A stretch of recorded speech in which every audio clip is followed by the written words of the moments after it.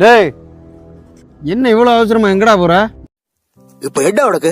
மாடை பிடிச்சி ஜல்லிக்கட்டுக்கு போனா உன்ன சாதாரண ஆள் நினைச்சா நீ பெரிய ஆளா இருக்க. தெரிஞ்ச இப்ப என்ன புல்லுக்கட்டை காமிச்சிட்டு எருமை மாடை கூட்டிட்டு வந்துகிட்டு இருக்க?